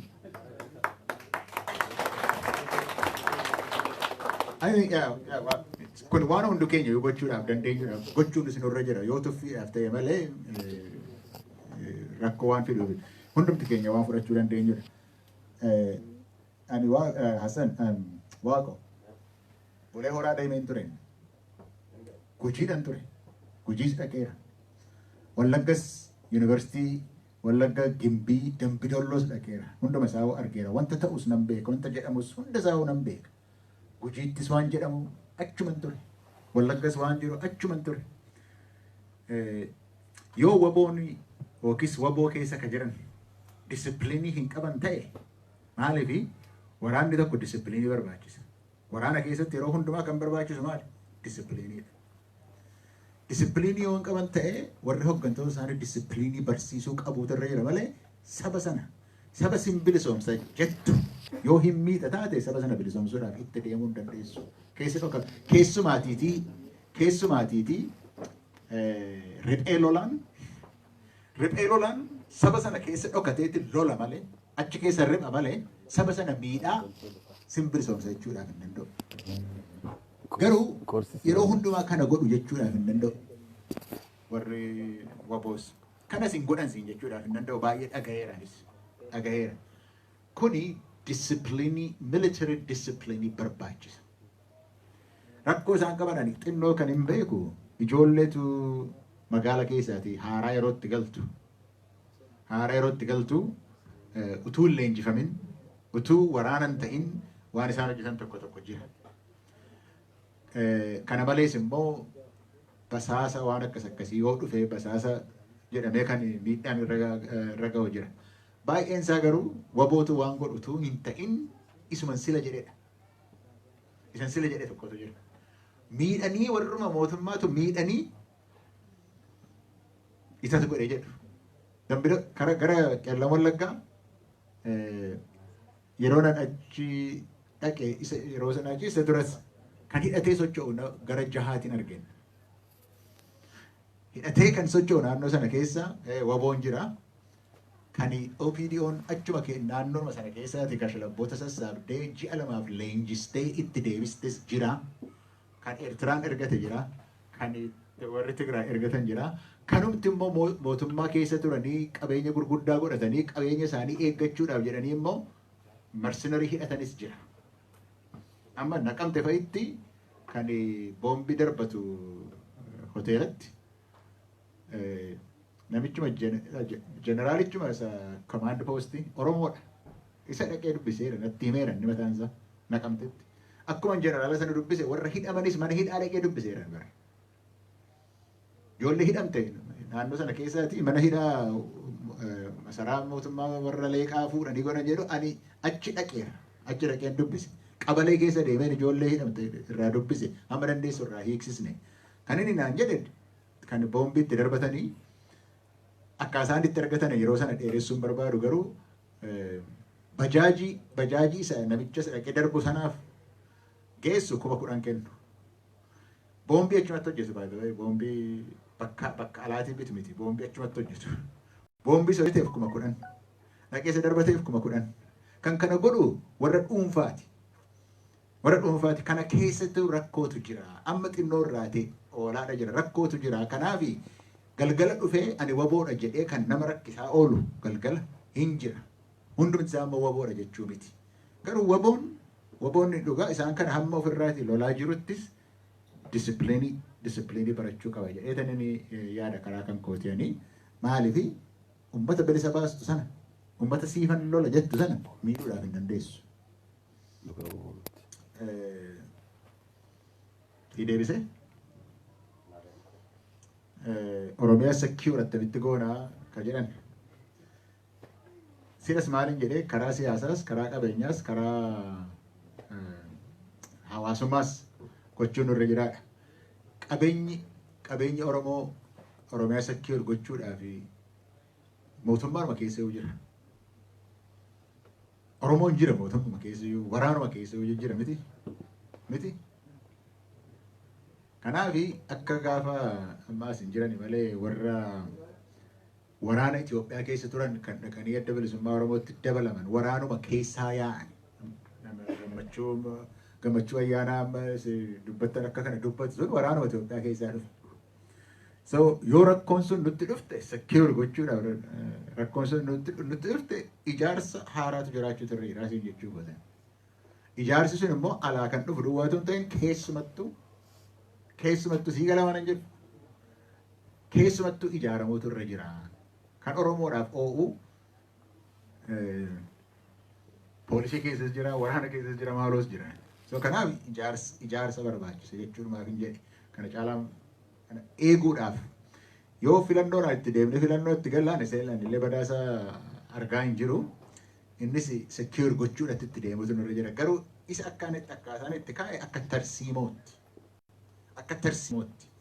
Tarsiimoo sana argachuudhaaf immoo tooftaa adda addaa qabaachuus irra jira. Kanaaf hunduma isaa akkas jedhee waan yaadu dubbachuun barbaachisaa natti hin fakkaatu garuu waan dhiisnu hin qabnu tarsiimoo sana argachuudhaaf kan ala jirus kan keessa jirus kan biyya alaa jirus yaada tokko jalatti hiriiruudhaaf Oromoo miidiyaa hojii miidiyaa yoo hojjechuutu nurra jira jabaanne.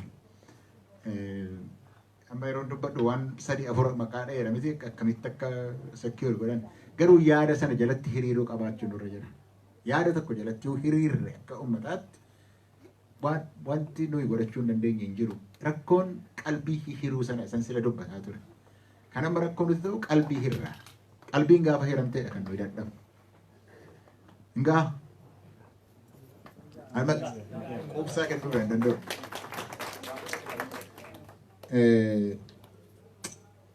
Waan dhiibbaa karaa Eertiraa dhufu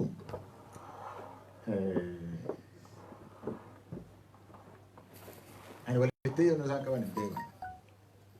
Achi waan turaniif dhiibbaa irratti godhuu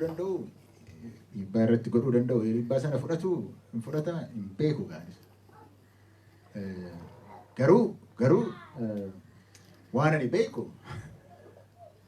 waan hin beekamne sana jechuun muummichi ministeeraa Itoophiyaatii fi pireezidaantiin Eritiriyaa walitti dhufeenya hin beekamne baay'ee qabu. Pireezidaantiin Eritiriyaa utuu hin beekamin ganama tokko ka'ee dhufe Finfinnee dhufa. Gaafa barbaade mul'atee gaafa hin barbaanne immoo utuu hin mul'atin. Helikoptera yaabbatee Bishooftuu dhufee hin bu'a utuu namatti hin himin. Maal akka inni hojjetu Rabbi duwwaatu beeka. Waan inni garuu walitti dhufeenya qabu. Sin gargaaraa wal gargaaraa kana oduu nan dhaga'an akka nama isa eegan iyyuu Eertiraadha akka isaan dhufan. Kana keessatti dadhabsiisuudhaaf jilbeeffachiisuudhaaf dhiibbaa gochuu irratti gochuu danda'u hin oolaare waan akkasii hin oolu. Garuu waa tokko waa'ee kana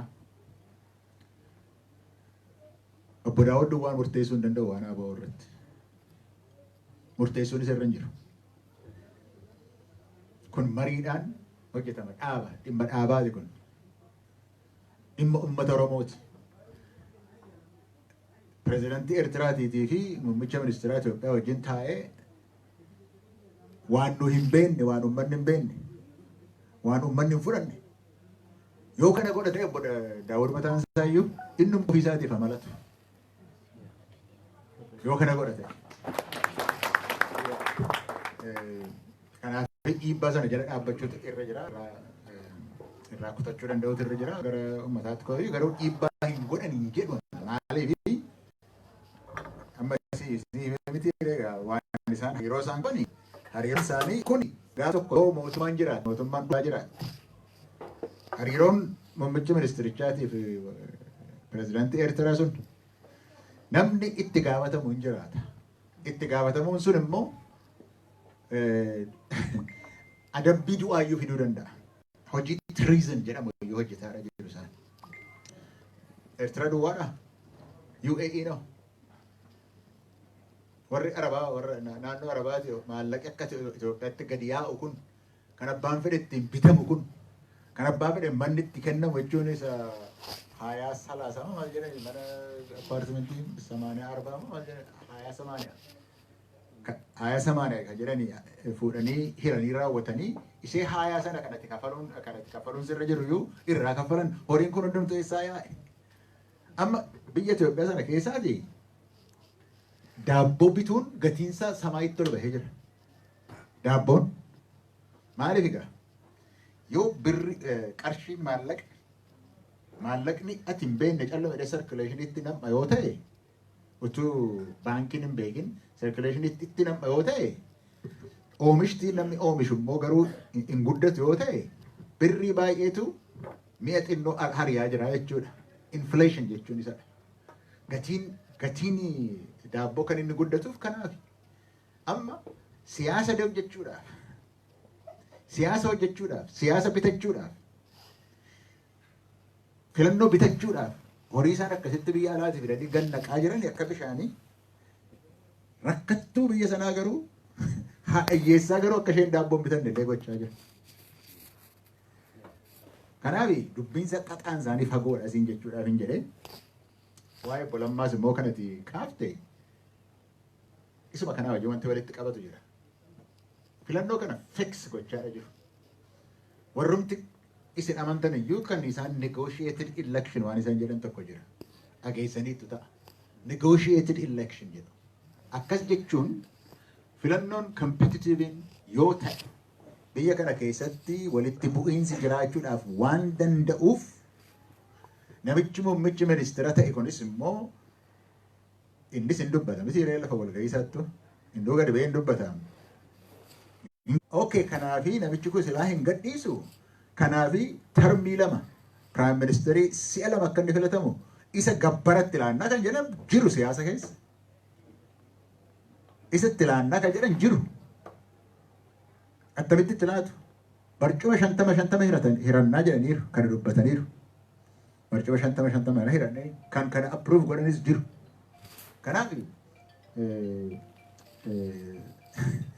abiyyiin gargaaruu danda'a waan isaan gochaa danda'an. Maybe gaafa filannoo sana. Amma wanni tokko wanti warri siyaasa sana keessa jira wanni isaan hin hubanne dubbiin filannoo siyaasa keessatti gaafa filannoo sana dhuma miti. Guyyaatti aanumoo bulchuutu sirra jira biyya sana. Miti jedhe? Filannoodhaan mootee the next day, the day after biyya bulchuu sirra jira. Dubbii governanceeti dhufa miti. Amma Wallagga fa'aa amma dukkaneessite akka kana dukkaneessite waan halli irraa kutte akka kana hiraarsite sagaleedhaan mo'eera jettee biyya sana deebistee bulchuu dandeessaa boona. Gujii deebistee bulchuu dandeessaa akka kana goote.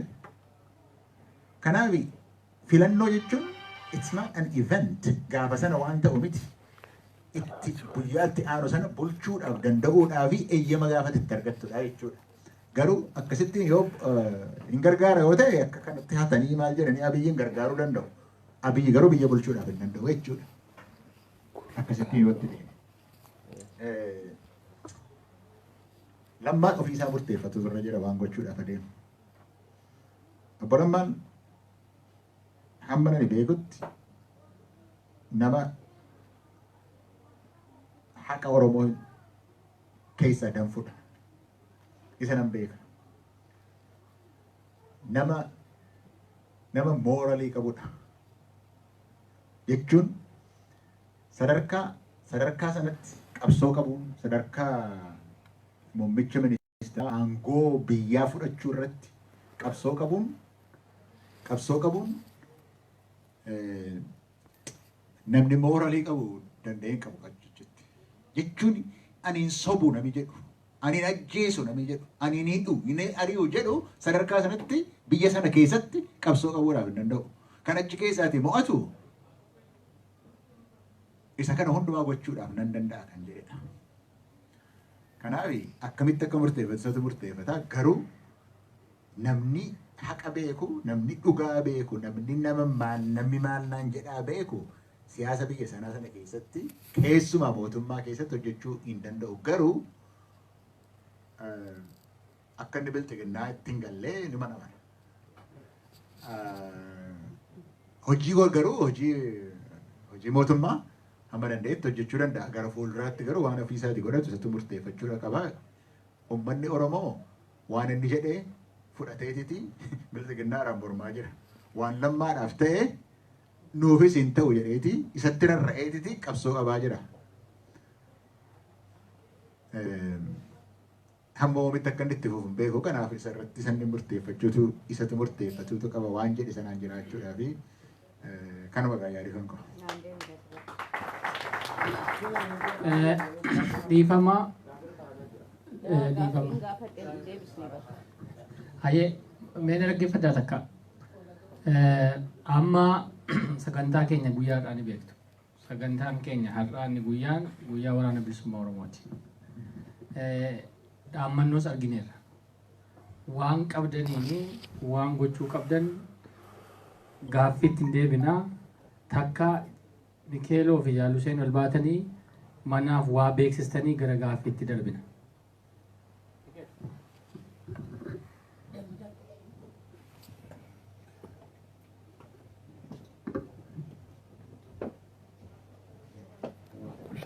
Yeroo ni qabnaa mana kanallee hanga sa'a dheeraa qabnaa itti turuu dandeenya hin qabina. Itti deebina. Hayyee tumsi tokko dhaabbatee jira akka naannoo idilee addunyaatti. Tumsa waboo idilee addunyaa damee Noorwee jennee dhaabbannee qabnaa jechuudha. Namoota fulbaana irraa jalqabnee gara nama 7 taanee dhaabbataatiin maallaqa 300 baasaa jirra. Namoonni nutti dabalamtanii waraana adda bilisummaa Oromootiin tumsuu barbaaddan akkaawuntii isinii kenninaati akkaawuntii sanatti dabalaatii nu wajjin ta'aa jira. Kan guyyaa irraa immoo jaallu seenee isinii laata. Hayyee baga nagaa walitti dhufnee fuula hedduu nama haaraa tartaadhaati jirra. Galatoomaa guyyaa kana waliin yaadachuu keenyaaf akkasumatti illee Prof.Hisqeel ifidduu arguudhaaf isaafillee galataan galchuu fedha. Kanatti aansee gaaffii keenyatti sirnaan deebina. Hanga qabdan hunda ganna hiikanii namni deebisu ga'ummaadhaan jira sa'aadhaas ni qabna. Idduudhaan garuu dhaammannoo waraana bilisummaa Oromoodhaa dhageessanii jirtan. Kanaaf jecha addi bilisummaa Oromoo illeen waraana abbootii gadaatii fi Oromootiin kanneen jiru. Waan hanqatee idduudhatti hafee jira. Ani fakkiin ture niin beeka waan san keessa illee niin ture. Kanaaf amma akka Oromoo tokkotti ani waraanni kun gargaaramuu qabaa jeetiin murteeffadhe akka adda bilisummaa Oromootti yoo ta'e akka Huseenitti. Koree idil addunyaadhaa kana keessatti warri waliin sochoonis akkasiin murteeffate guyyaa kanaas sadiif yaa'u. Kanaaf hoggaa ol seennaa irrattis waan babaafnuma jira waan dhumnuu fi nyaannuu fi haa ta'u. Booda irratti warra kana nu gumaachees himuudhaaf jiraanna ammaaf hancufni walitti dabalamu galaana isaa akkuma jedhamu xiqqoo qabdan lubbuu teenya kannaa jirraa jaan Muciyo jaalateenya reefuun tana dubbatte warri dura dhuftan dhageessanii jirtan. An dhaga'uudhaan dadhabe haasoo isiidha. Nama dhugumaan bilchalaas qabu, nama murannoodhaas qabu, aadaarraayis kaatee saayinsii baraanaatiinis walii hiikee waan haasoo itti dhageessanii jirtan. Kanaaf haasoonni hedduu haasawame amma hojiidhaan waan godhuu dandeenyu maallaqaanii jechuudha. Kanaaf diinagdeedhaan gargaarsaaf namoota asitti bakka kam jirtan namoonni jiranii as yoo dhuftan gaarii isa moo akkan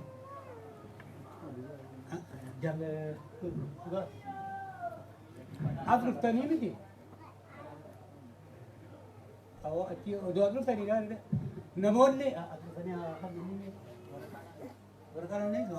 hayyee waraqaa isinirraan deemanii achi boodaan hoggaa isaan xumuratanii nutti galchan gaaffiidhaaf irraa dhangalaafna deebisaanis hanga isin quubsutti odoo waa takka na kukkuuqee wayinnaa fi hajjattan hunda kuuqaa keessan ganna qaabaafadhaa san boodaan hangasitti immoo nu obsaa harka keessan kiishaa fi boorsaadhaan waliin naa qunnamsiisaa fayyaataa galatooma. Isin asuma nu turtan. Hayyee isin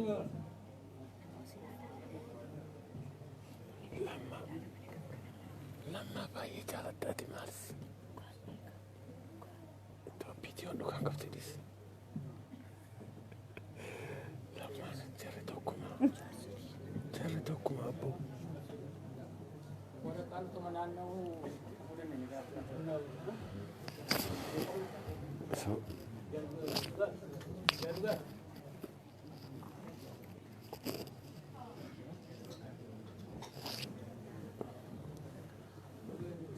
Harga qabda. Walaala qeessiidha. Viidiyoo sana mara guuttee qabdi as kenni gaa. Waan dhaabsu. Eegan dhaabsu ittiin deebi'u. Qubeenni. Irraa murtagaa.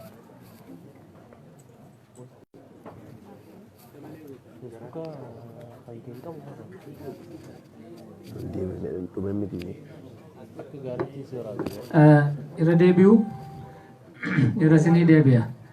Amma warra jirtani mana kana keessa warra jirtan dhaamsa waraana bilisummaa warri dhageessan xiqqoon qabdu waan qabdan isa har'aa viibsii kunnootii warra viibsii barbaaddan harkatti moodelaatti waraqaan naanneeffamaa jira isa har'aati. Inni achirratti lammaffaa lamaanuu barreeffame sun lakkoofsi baankii sunii fi viibsii soo ta'e salphaa ta'uu fi dhaabbataadhaan yeroo hundaa 1,000, 4,000, 5,000 fidaasiniin hin jennu ji'aatiin ishuma qabdan irraa baajeta waraanaa gootanii dhaabbataadhaan akka bira dhaabbattan namoonni hanga ta'e jalqabneeti jira. Nu wajjiniin hirmaadhaa yoo quunnamuu barbaaddan anaan quunnamuu dandeessu, jaalusaniin quunnamuu dandeessu, jaal Mikeeloodhaan dandeessu. Asirratti maqaa ifa waan akkasii hin beeknu. Nuti Oromummaadhaan hannutti amanne gochuudha. Akkasitti wal hubanne wal bira dhaabbannu jedha. Fayyaa ta'e.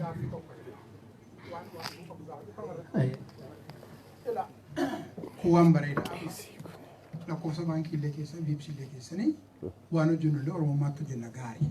Sun waan garuu gahaa miti. Namni as taa'ee kiloonera tokko kennu qarshiin sun eessa kadhattu akkamitti akka kadhattu gabaasa akkamitti akka argatu beekuu fedha. Iddoo horiin isaa dhattu kanaaf isa kana haguma himamuu qabu ifatti ibsuun gaariidha. Isa kana ifatti namoonni saantiba tokko buustan iddoonni dhaqe eessa dhaqe maalirra akka oole ifatti dhahimna. Ifatti gama sanaan shakkiin sin keessan bulin ragaan qaba ana bira dhufa waan irra akka ooletu jira kallattiidhaan ijoollee bira dhaqa waraana bilisummaa Oromoo bira kallattiidhaan geessa Global Task Force kun mamii tokkoon qabaatina ifatti ragaa hundumaa sirii dhiyeessina shakkiin tokko jiru fayyaata gargaaffitti deebina waan ta'eef waraqaan naannaa jira. waa lamaatitti wallaadaa jira. Lakkoofsi asirra jiru kuni namni amma maallaqa harkarraa hin qabu jiru ammuma biiftii saniin godhuu danda'a tokko. Ammatti harkarraa qabu harkarra kan. Lakkoofsi kun bifa lamaanii taa'ee jechuudha. Kan lakkoofsa baankiidhaatis heegerees namni dhaabbataan ni kan jiru akkatti fayyadamu. Kan amma immoo harkaan qabu jiru amma gargaarsa irra gaafatames baay'ee akka godhuuf. Kan amma harkaa qabu harkatti kafannuuf. Ifaa miti?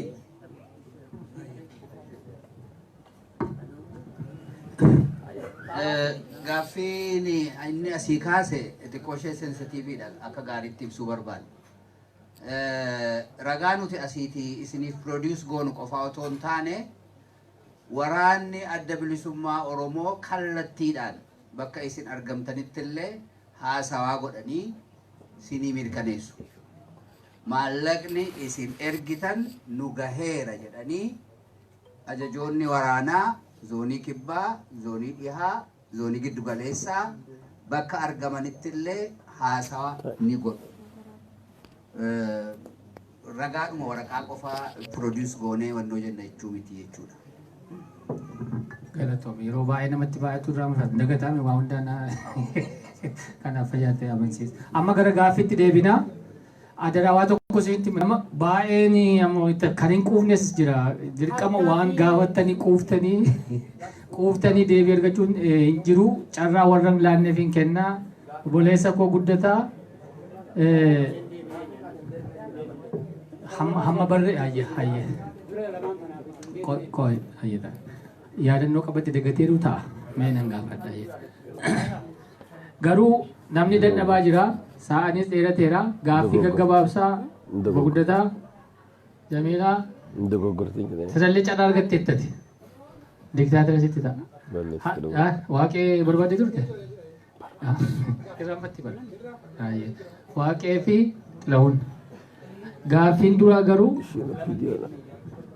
Profeesar. Gaaffiin keenya lamaa dagatte muuziin jedhu. Rabbiyaa fi Waaqoo. Isa kam sodaadha. Isa dhuma isa kam.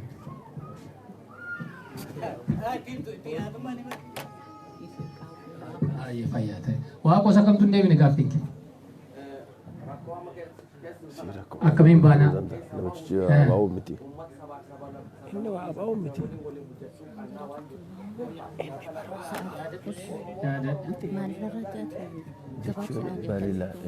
Nageenya taa'u gaaficha kamtu ofiiyyuu akka Oromootti nuti iddoo adda addaa jirra. Saba kaa wajjin akkamiin hojjenna? Ani karaa koosa Oromoon waliin galli jedhan kana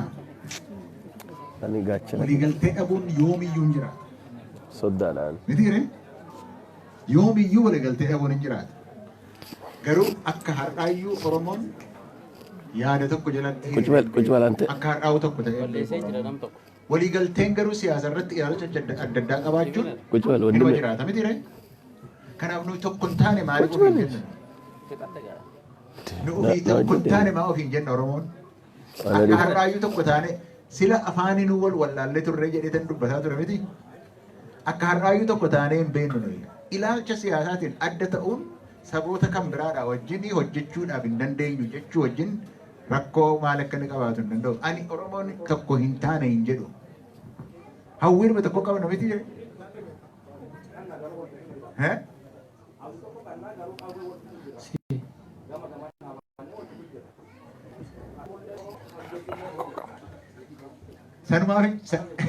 Sanumaaf inni warra gara fuulduraatti ilaa akkaataatti jettutti nama gochuudhaaf hin barbaannu miti kana deddeebisuu hin barbaannu miti garuu akkaataatti jettutti namni gara biraanis yeroo kana jedhu dhagaheeran. Namni ilaalcha Minilik hojiirra oolchuudhaaf deemu Oromoodha jettee akkamitti natti himte? Akkamitti ta'a? Oromummaan ilaalcha dhaloota miti bara. Oromummaan qorqalbii ati qabdudha. Ummata Oromoo miidhuudhaaf fedhii qabda taanaan ilaalcha waggaa meeqa deebisu akkamitti Oromoo jenna kan ficcisi akka itti yeroo isaan haasa'an dhagaheera. Ani akka itti fudhadhu. Yoo Oromoo taate Oromoon miidhu. Sanyii. Miidhuudhaaf qabsoon dargate injifannoo isa gara booddeetti waggaa 40 deebisuudhaaf deemtoo ta'e Ibreetii Addisuu Araggaa. an achi keessatti hin lakkaa'u. Ankeeyo maal namni Kanoo inni hin jiru. Qileetti yoo akka saba kana dhaaba saba kanaa tokko maqaa saba kanaatiin socho'u tokko gurguruuf yookaan taayitaa barbaachuuf yookaan maallaqa barbaachuuf deemame ta'e keenya obbolammaa sanan sii fide kilaasiin inni Itoophiidha maallaqa namichi kun alaa deebisee miti reessan immoo alaa fidee dhufa daboose. yoo obbo Daawudis kana godhe innoo isaatiif amalatu jedheera so yoo kana gochuudhaaf adeema ta'e innoo amalatu jedhenan